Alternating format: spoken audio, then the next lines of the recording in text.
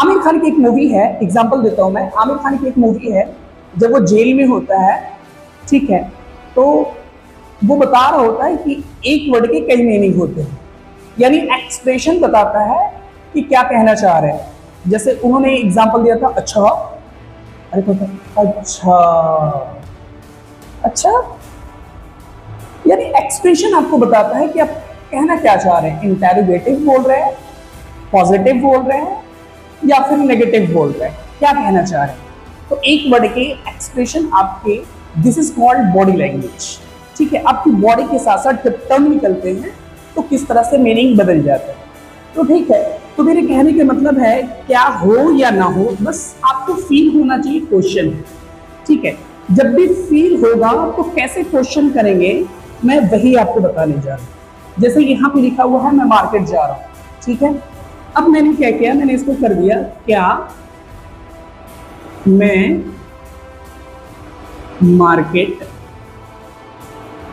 क्या मैं मार्केट जा रहा हूं, क्या मैं मार्केट जा रहा हूं। हमें कुछ नहीं करना, बस हेल्पिंग वर्ब को उठाना है और कहना है, चल भाई तो बाहर चल, यानी हमें हेल्पिंग वर्ब को उठा करके बाहर कर देना। बाकी जितनी भी सेंटेंसेस रहेगी सब एज इट इज रहेगी। तो कैसे करेंगे हम इसे उठा के, क्या कहेंगे, am I going, am I going to market, am I going to market. मैं आपसे क्वेश्चन कर रहा हूं, मैं मार्केट जा रहा हूं, ठीक है। तो आंसर क्या होगा, मैंने उनसे पूछा, सामने वाले से पूछा, am I going to market, तो सामने वाला आंसर का आंसर क्या होगा, yes, yes you are, yes you are. अगर आपने सिर्फ इतना ये हेल्पिंग वर्ब को शो कर दिया, मैं इसीलिए कहता हूं कि हेल्पिंग वर्ब बहुत इंपॉर्टेंट है।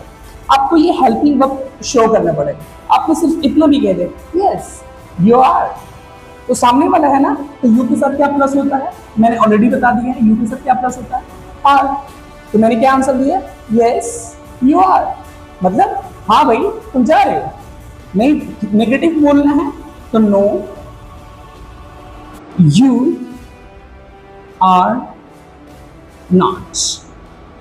अगर आपने ये भी कह दिया तो आपकी इंग्लिश कंप्लीट होगी। उसी तरीके से हम, अभी तो मैंने इसका इंटरोगेटिव, पॉजिटिव, नेगेटिव बनाया, अब मैं इसका बनाता हूं। जैसे हम बोलते हैं, you are studying, you are studying, you are studying English, you are studying English with my friend, you are studying English with my friends. इसकी हिंदी क्या होगी, तुम मेरे दोस्तों के साथ इंग्लिश पढ़ रहे हो। क्या होगा, तुम, या फिर आप भी कह लें, आप मेरे दोस्तों के साथ इंग्लिश पढ़ रहे हो, पढ़ रहे हो, ठीक है।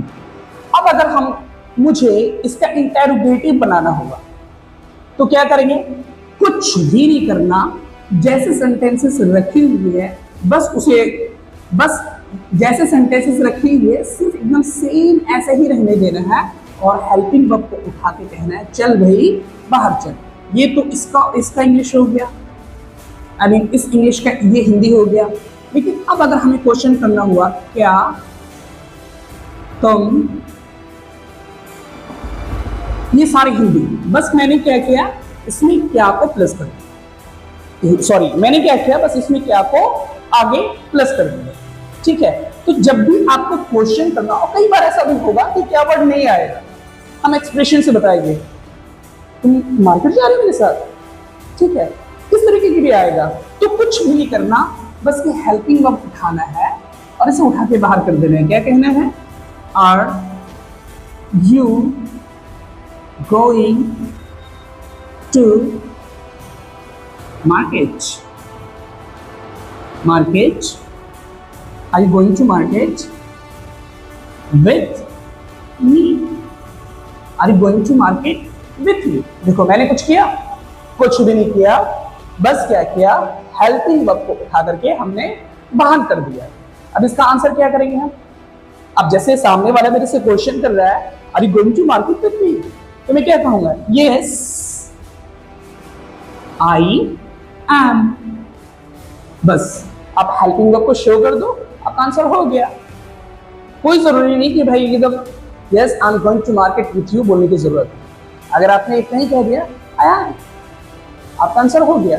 इसीलिए मैं एक ट्रिक बताता हूं कि जब आप आंसर्स देते हैं, ठीक है, तो एक मैं ट्रिक बताता हूं जिसका नाम रखा मैंने आंसर कॉम्बिनेशन। ठीक है, उसे मैं अभी बोल देता हूं, नेक्स्ट वीडियो में मैं आपको पूरी तरीके से बता दूंगा। आर का am negative am not, were का was negative was not, have का have negative have not, do का first form negative do not, did का second form negative did not, will का विल नेगेटिव विल नॉट। अब जैसे आपसे कोई question करे will you go to market? Yes I will. अगर आपने यस नहीं भी बोला, आई नहीं भी बोला, सिर्फ आपने हेल्पिंग वर्ब को शो कर दिया, विल, आपका आंसर हो गया। Were you studying last night? Was. नहीं पढ़ रहे थे? Was not. तो इसीलिए हेल्पिंग वर्ब को पकड़ना बहुत जरूरी है। हेल्पिंग वर्ब जो है वो इंग्लिश का दिल है, और मैं हेल्पिंग वर्ब को टाइम भी कहता हूं, यानी time word. Helping verb, timer both are same.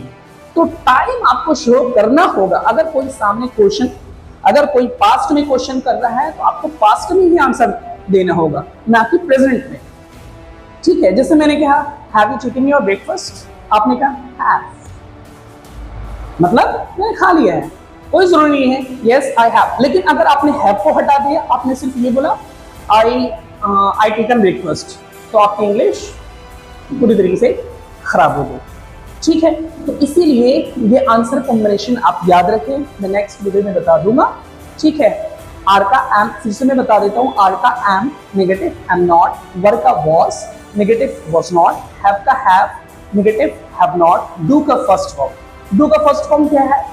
दो रास्ते होते हैं। जैसे मैंने आपसे क्वेश्चन किया डू यू स्पीक इंग्लिश, आपने कहा यस आई डू, अब बोल सकते हैं। लेकिन yes I do speak English अगर आप बोलते हैं तो गलत हो जाएगा, इसीलिए मैं उसको कहता हूँ फर्स्ट फॉर्म।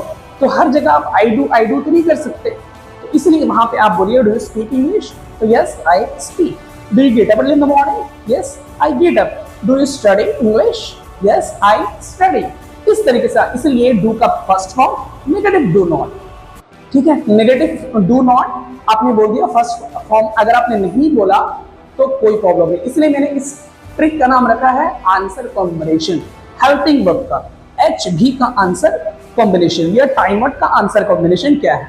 आर फिर से मैं एक बार बता देता हूं, आर का am negative am not, were का was negative was not, have का have negative have not, do का first form negative do not, did का second form negative did not, will का will negative will not. Did का second form क्या है? जैसे मैंने आपसे बोला डिड यू कम यस्टरडे, तो आपने कहा यस आई डिड, आपने ये भी बोला तो आंसर हो गया। लेकिन अगर आपने कहा yes I did come yesterday, तो आपका आंसर गलत हो जाएगा। तो इसलिए ग्रामर कहती है कि डिड की जगह अगर आपने डिड 2 सेकंड्स कम नहीं बोल सकते, यस आई डिड कम आप नहीं बोल सकते। तो इसीलिए डिड कहता है भाई मैं सेकंड फॉर्म हूं, तो डिड हट जाता है और कम की सेकंड फॉर्म आपको प्लस करना होता है। जैसे did you come yesterday? Yes I came. Yes came, I नहीं भी बोला तो चल जाएगा। आंसर कॉम्बिनेशन क्या है? Came. Did you wash the clothes yesterday? Yes washed. Yes washed. ठीक है, तो आप आई होप आपको बहुत अच्छे से समझ में आ गया। इसको मैं नेक्स्ट वीडियो में बहुत ही अच्छे तरीके से समझा दूंगा। अभी हम बात इसकी कर रहे हैं। ठीक है, तो जब भी आपको इंटेरोगेटिव बनाना होगा तो कुछ नहीं करना, बस हेल्पिंग वर्ब को उठा करके बाहर कर देना है। जैसे एक छोटा सा एग्जांपल और लेते हैं, अभी आप इसका समझ गए, अब हम लेते हैं थर्ड पर्सन। ठीक है, तो थर्ड पर्सन में क्या लगता है, इज। जैसे हमें कहना हो वो पढ़ रही, वो पढ़ रही है। ठीक है, सेंटेंस कितना भी लंबा हो, मैंने ऑलरेडी उसमें बता दिया है, सेंटेंस लंबा होने की जरूरत नहीं, बस हेल्पिंग वर्ब को उठा के बाहर कर दे रहे हैं। ठीक है, तो अब जैसे मैं छोटा सा ये एक सेंटेंस में आपको बता दे रहा हूँ, बाकी लंबे सेंटेंसेस को मैंने आपको बता दिया कि सेंटेंस कितने भी लंबे हो कोई जरूरत नहीं है कि बहुत कुछ करने की, बस हेल्पिंग वर्ब को उठाना है, बाहर कर देना है, वो इंटेरोगेटिव बन जाएगा। ठीक है, तो अब मैं थर्ड पर्सन के बारे में बना रहा हूँ, सिंगुलर नेम, यानी मैं फर्स्ट, आप सेकंड, थर्ड पर्सन जब सिंगल होगा क्या होगा, सिंगुलर होगा, एक होगा, एक से ज्यादा नहीं होगा। ठीक है, उसके बारे में बता रहा हूँ। तो हम क्या उठाएंगे, ही उठा ले, शी उठा ले, इट उठा ले, कुछ भी। ठीक है, तो वो पढ़ रही है तो शी है, शी के साथ हेल्पिंग वर्ब क्या लगेगा, इज लगेगा, तो क्या बोलेंगे, she is studying, she is studying.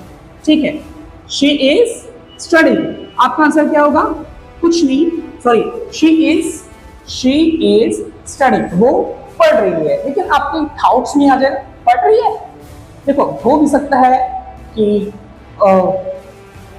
पूरा सेंटेंस ना बोले, लेकिन आपका एक्सप्रेशन बता देगा कि इंटेरोगेटिव है। ठीक है, तो जैसे हमें बोलना हो, क्या वो पढ़ रही है, क्या वह पढ़ रही है, पढ़ रही है, क्या वो पढ़ रही है, हमें कुछ नहीं करना, बस हेल्पिंग वर्ब को उठाना है, is she studying, is she studying, answer में क्या होगा, यस शी इज, नहीं पढ़ रही है, नो शी इज नॉट। तो गाइस, आई होप आपको समझ में आ गया। अगर मेरी वीडियो आपको अच्छी लगी हो तो please I request you to share my video and subscribe my channel. Thank you.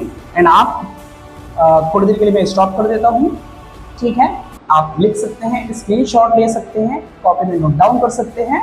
लेकिन एक बार फिर मैं कहूँगा, इंग्लिश जो है वो हेल्पिंग वर्ब पे टिकी हुई है, इसलिए मैं इंग्लिश को कहता हूँ helping verb is a heart of English, यानी time word is a heart of English. सारी चीजें गलती हो जाए, लेकिन कोशिश, सारी चीजें गलती हो जाए, लेकिन ये गलत नहीं होना चाहिए, वरना आपकी इंग्लिश मानी नहीं जाएगी, मर जाएगी। जैसे इंसान का दिल निकलता है तो मर जाता है, वैसे ही आपकी इंग्लिश भी है।